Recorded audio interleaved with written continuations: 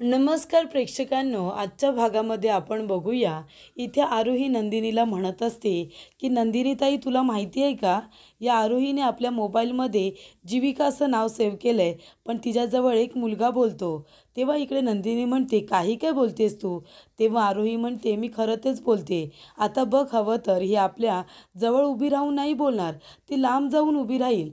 तेव्हा इकडे काव्याने आरोहीचं बोलणं ऐकलेलं असतं आणि त्याचबरोबर तिकडे आता जीवाने सुद्धा तिचं बोलणं ऐकलेलं असतं. तेव्हा इकडे काव्या खूप मोठ्या प्रॉब्लेममध्ये येऊ शकते हे जीवाला माहिती असतं आणि म्हणूनच तो इथे एका मुलीच्या आवाजामध्ये बोलायला सुरुवात करतो. तो म्हणत असतो, अगं काव्या, कुठे आहेस तू? कधीपासून फोन करतोय मी? तेव्हा काव्या म्हणते, अगं जीविका, मी जरा आहे ना कामात होते गं, म्हणून मला फोन उचलता आला नाही. सॉरी हां. अगं माझ्या ताईचा साखरपुडा आहे ना, त्या कामांमध्ये आम्ही जरा बिझी आहोत. तेव्हा इकडे जीविका म्हणते, मग आता कामांमध्ये बिझी आहात, तर मग ताईच्या साखरपुड्याला तर आलंच पाहिजे ना. तेव्हा काव्य म्हणते, खरं तर मी तुला बोलावलं असतं गं, पण ताईच्या साखरपुड्याला ना आम्ही जास्त माणसं बोलवणार नाही. म्हणजे आमच्या 2 कुटुंबातली माणसं असतील आणि थोडेफार नातेवाईक, पण आम्ही लग्नाला मात्र सगळ्यांनाच बोलवणार आहोत हां. तेव्हा मी तुला बोलवेन. तर इकडे नंदिनी म्हणत असते, अगं बोलव ना जीविकाला. हे बघ, आपल्या घरातली माणसं असणार आहेत, त्याच्यामध्ये जीविका एकटी आली तर काय एवढं काय आभाळ कोसळणार नाही आहे. तेव्हा इथे आरोही म्हणत असते, हां बोलव ना, बोलव जीविकाला, तिला पण येऊ दे, तसंही मला तिला जरा भेटायचंच आहे. तेव्हा इकडे आरोही म्हणत असते, येऊ दे ना जीविकाला. तेव्हा काव्य म्हणते, कशाला? नाही नको, तू लग्नाला आलीस ना तर जास्त बरं होईल. तेव्हा इथे आरोही म्हणते, अगं कशाला, येऊ दे ना जीविका, जर येत असेल तर मला पण तिला भेटायचं आहे. तेव्हा नंदिनी म्हणते, हे बघ जाऊ दे, तू नको तिला काही त्रास देऊस, तू आधी माझी मेहंदी काढ बरं, मी कधीपासून बसली आहे, मलासुद्धा ताटकळल्यासारखं होतं आहे ना. तेव्हा काव्या म्हणते, मी आहे ना जीविका, जरा 2 मिनटं तिच्याजवळ बाहेर बोलायला जात्या, इथे ही आरोही मला काही बोलू देणार नाही. तेव्हा इथे आरोही म्हणते, अगं कशाला, बस ना इथेच बसून बोल. तेव्हा इथे आता काव्या म्हणत असते की नाही, मी बाहेर जाऊनच बोलणार आहे, कारण तिला आता भीती वाटत असते, आरोहीला तिच्यावरती संशय आलेला असतो म्हणून. पण प्रेक्षकांनो, एक गोष्ट तर असतेच, इथे आरोहीनेच सगळ्यात आधी ओळखलेलं असतं की काव्या एका मुलीबरोबर नाही तर मुलाबरोबर बोलते आणि तिने त्याचं नाव जीविका म्हणून असं सेव्ह केलेलं आहे. त्यानंतरला इकडे आता पार्थसाठी कॉफी घेऊन ताई येतात. तेव्हा कॉफी आणल्यानंतर इकडे पार्थला आश्चर्य वाटतं, कारण नेहमी त्याच्यासाठी फक्त आणि फक्त रम्या कॉफी घेऊन येते, अगदी 8-10 वर्ष. तेव्हा इकडे जेव्हा रम्या त्याच्यासाठी कॉफी करून आणते, तेव्हा पार्थ तिला म्हणालेला असतो की रम्या, 8-10 वर्ष झाली तू अगदी रोज माझ्यासाठी न विसरता 2-3 वेळा मला आवडते तशी स्ट्रॉंग कॉफी करून आणतेस. तेव्हा इकडे रम्या म्हणते, हां मग, मी नाही तुझी काळजी घेणार तर दुसरं कोण घेणार? तेव्हा इथे पार्थला आता तिची आठवण येत असते आणि तो इकडे ताईंना विचारतो की रम्या कुठे आहे? रम्या दिसली नाही. तेव्हा ताई म्हणतात की रम्याताई घरात नाही आहेत, त्या वसुताईंबरोबर कुठेतरी बाहेर गेलेल्या आहेत. तेव्हा इकडे आता पार्थ म्हणतो, हो का? आणि तो कॉफी पित असतो आणि तेव्हा त्याला रम्या जे काही बोललेले असते ते आठवत असतं. रम्या त्याला म्हणालेली असते की पार्थ, अरे माझ्यासारखी मुलगी तुला शोधून तरी सापडेल का?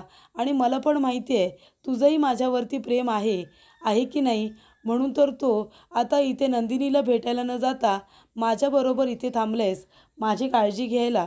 त्याच्यावरूनच मला कळतंय की तुझंसुद्धा माझ्यावरती प्रेम आहे. तेव्हा इकडे आता रम्याला असं वाटत असतं की हे सगळं बोलल्यानंतर पार्थ म्हणेल की हो बाबा, माझंही तुझ्यावरती प्रेम आहे. पण असं काही होत नाही. पार्थ तिला म्हणतो की नाही, उलट मी थांबणारच नाही आहे. तुझ्यामध्ये आणि नंदिनीमध्ये जो काही फरक आहे तो पार्थने तिला दाखवून दिलेला असतो आणि त्याने सांगितलेलं असतं की तुझ्यापेक्षा नंदिनी किती सरस आहे, किती चांगली आहे आणि म्हणूनच ती मला आवडते, कारण ती दुसऱ्या माणसाला समजून घेते, असं पार्थ आता रम्याला सुनावतो. आणि तेव्हा रम्याला त्या गोष्टीचं फार वाईट वाटलेलं असतं. पण आता साखरपुड्याच्या दिवशी रम्या आणि वसू आता तिथे नसतात, त्या गोष्टीचं पार्थला वाईट वाटलेलं असतं. त्यामुळे तो आपल्या वसू आत्याला सुद्धा मिस करत असतो. तर इकडे साखरपुड्याची सगळी तयारी ऑलमोस्ट झालेलीच असते आणि ही सगळी तयारी करून घेतलेली असते ती म्हणजे जीवाने. जीवा म्हणत असतो की बघा बाबा, कशी वाटली तुम्हाला आता तयारी? तेव्हा विक्रम काका म्हणतात की जरा लाईटिंग असती तर अजून मज्जा आली असती ना. तेव्हा इथे जीवा म्हणत असतो की बाबा बस काय, अहो तुमच्या लेकाने ही सगळी तयारी केली, लाईटिंग तर असणारच ना. आणि तो टाळी वाजवत असतो पण लाईट काही येत नाही. तेव्हा विक्रम काका म्हणतात, अरे कुठे आल्यात लाईटी. तेव्हा इकडे जीवा पुन्हा टाळी वाजवतो तरीसुद्धा इथे काही लाईट चालू होत नाही. तेव्हा जीवा म्हणत असतो की नाही, तो जरा लांब आहे ना, त्याच्यापर्यंत आवाज पोहोचत नसेल. तेव्हा इकडे पिहू म्हणत असते, अरे दादा तुझा पचका वाडा झाला आहे, तुला कळतोय का. तेव्हा जीवा म्हणतो, नाही असं काही झालेलं नाही आहे. तेव्हा इकडे विक्रम काकासुद्धा हसत असतात आणि म्हणतात, नाही नाही, फ्लॉप गेले तुझी आयडिया. तेव्हा इथे जीवा म्हणत असतो की अरे वांग्या, अरे लाईट चालू कर ना रे. तेव्हा इथे लाईट चालू केल्यानंतर आता जी काही लाईटिंग केलेली असते सजावटीला, ती सगळी आता चालू झालेली असते. आणि इथे जीवा म्हणतो की बाबा बघा, आता बघाच तुम्ही. तेव्हा इकडे आता काका म्हणत असतात की नाही, माझ्या जीवाने अगदी उत्तम तयारी पार पाडलेली आहे. एका दिवसामध्ये एवढी सगळी तयारी करणं काही खायचं काम नाही आहे. तेव्हा जीवा म्हणत असतो की बाबा तुम्हाला सगळ्यांना महत्त्वाची गोष्ट सांगायची आहे की आपली आता साखरपुड्याची सगळी तयारी झालेली आहे. म्हणजे अगदी इथे येणाऱ्या पाहुण्यांच्या स्वागतापासून ते स्टार्टअपपासून वेलकम ड्रिंकपर्यंत सगळी सगळी तयारी झालेली आहे. मेनूसुद्धा आपण जो ठरवला आहे तो तिकडे तयार आहे. जेवणाची काळजी करू नका, सगळी तयारी उत्तमरित्या पार पडणार आहे. त्याच्यानंतर पिहू म्हणत असते की दादा, म्हणजे सगळी कामं तू केलीस, सगळ्यांना वाटून दिलीस, पण मला तू काहीच काम सांगितलेलं नाही आहेस. हे बघ मलासुद्धा काम करायचं आहे, मला पण तुझी मदत करायची आहे. आणि उगाच तू मला आहे ना लिंबू टिंबू समजू नकोस, मी लहान नाही आहे, मी लिंबू टिंबू नाही आहे, तू मला काम देऊ शकतोस. तेव्हा इकडे आता जीवा म्हणत असतो की अच्छा, म्हणजे आमच्या पिहूला आता काम हवं आहे, तर मग ठीक आहे ना, देतो तुला काम. तू एक काम कर, तू आहे ना येणाऱ्या पाहुण्यांच्या स्वागतासाठी बाहेर उभी राहा आणि पाहुणे आले की छान त्यांच्याकडे बघून गोड स्माईल कर आणि त्यांच्या अंगावरती गुलाब पाणी तुला शिंपडायचं आहे. तेव्हा इकडे जीवा म्हणतो, तुला माहिती आहे ना गुलाब पाणी कसं शिंपडतात ते. अगं असं थोडं थोडं शिंपडायचं, नाहीतर आंघोळच घालशील हं सगळ्यांना गुलाब पाण्याने. तेव्हा इकडे आता पिहूला तो हसत असतो आणि तिची मस्करी करतो. तेव्हा इथे पिहू त्याच्या अवतीभोवती धावत असते त्याला मारण्यासाठी, कारण त्याने तिची मस्करी केलेली असते म्हणून. त्यानंतर घरामध्ये खेळीमेळीचं वातावरण असतं. फक्त घरामध्ये निगेटिव्हिटी पसरवणारी वसू आत्या नसते. रम्या तशी चांगली मुलगी असते, पण इथे वसू आत्याच्या बोलण्यात येऊन तीसुद्धा आता सतत रागवत असते, सतत चिडत असते. तर इकडे नंदिनी आता पार्थला फोन करते. तेव्हा फोन केल्यानंतर इथे पार्थ फोन उचलतो, पण त्याचा आवाज खूपच जास्त नाराज असतो. कारण वसू आत्या आणि रम्या दोघीजणी बाहेर गेलेल्या असतात, त्याच्या साखरपुड्याला नसतात. तेव्हा त्याच्या मनामध्ये त्याला वाईट वाटलेलं असतं की माझ्याबद्दल माझ्या आत्याच्या मनामध्ये इतका राग आहे की ती माझ्यासाठी इथे थांबलीसुद्धा नाही आहे. तेव्हा तो हॅलो बोलतो. त्याच्यावरूनच नंदिनीने ओळखलेलं असतं की काहीतरी गडबड नक्की आहे. ती म्हणते, पार्थ काय झालं आहे, तुमचा आवाज का एवढा नाराज येतो आहे, एवढा अपसेट येतो आहे, सगळं काही ठीक आहे ना, ऑफिसचं काम वगैरे सगळं ठीक आहे ना. तेव्हा इथे पार्थ म्हणत असतो, नाही नाही सगळं ठीक आहे, तुम्ही नका काळजी करू. तेव्हा नंदिनी म्हणते, मग काय झालं, तुमचा आवाज का मला आधीसारखा असा छान आला नाही, मला एकदम अपसेट आला तुमचा आवाज, सगळं काही ठीक आहे, तुम्ही खुश आहात ना. तेव्हा इकडे आता असं विचारल्यानंतर पार्थ खूपच जास्त घाबरतो. तो म्हणतो, का तुम्ही असं का विचारताय, मी तुम्हाला पसंत आहे म्हणून. का मी तुम्हाला पसंत नाही आहे का, म्हणजे तुम्हाला खरोखर मनापासून माझ्याबरोबर लग्न करायचं आहे ना. काय तुमचा निर्णय मला प्लीज आत्ताच सांगा. तेव्हा नंदिनी म्हणते, पार्थ अहो असं काय करताय, एवढं पॅनिक व्हायची गरज नाही आहे. अहो खरोखर मला तुमच्याबरोबरच लग्न करायचं आहे, म्हणून तर मी तयार झाली आहे ना. पण मुलींना थोडंफार दडपण असतं ना, आपला साखरपुडा असल्यामुळं काय झालं, पण दडपण हे प्रत्येक मुलीला असतं. तेव्हा पार्थ म्हणतो, हो अगदी बरोबर, तेही खरंच आहे. तेव्हा इकडे नंदिनी म्हणते, पार्थ तुम्ही खरंच कुठल्या तरी खूप टेन्शनमध्ये आहात. तुम्ही मला सांगा, मी दिलेलं शर्ट तुम्हाला आवडलं का. तेव्हा पार्थ म्हणतो, हो खूप खूप आवडलं. नंदिनी म्हणते, त्याच्यावरती डिझाईन होती, ती कशी वाटली तुम्हाला. तेव्हा पार्थ म्हणतो, हो डिझाईनसुद्धा खूप छान आहे, मला खूप आवडली.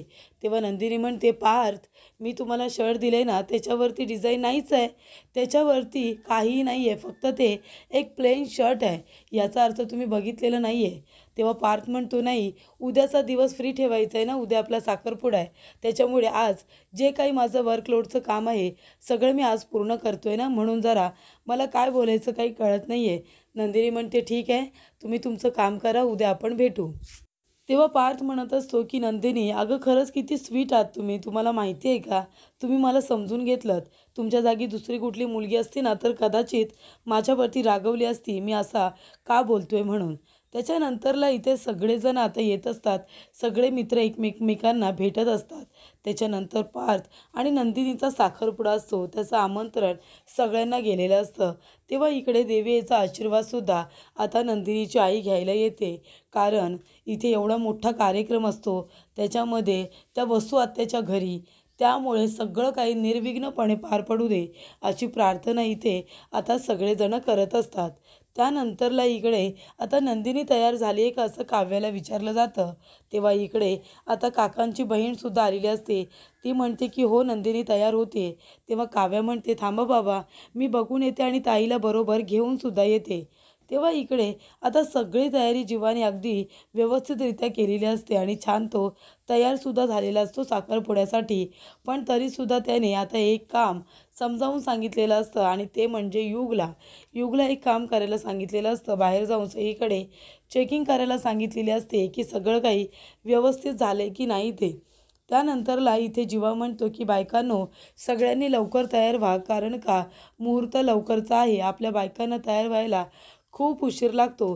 त्यानंतरला इकडे पिहू येते धावत पळत आणि म्हणते की दादा आणि नंदिनीच्या घरचे आले सगळे.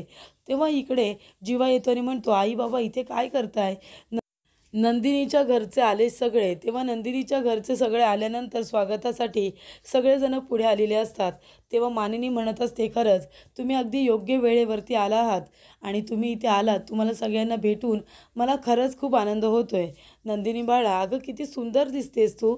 तेव्हा मानिनी म्हणत असते की खरं सांगू का, मला असं वाटतंय कधी नंदिनी एकदा माझी मुलगी म्हणून माझ्या घरी येते.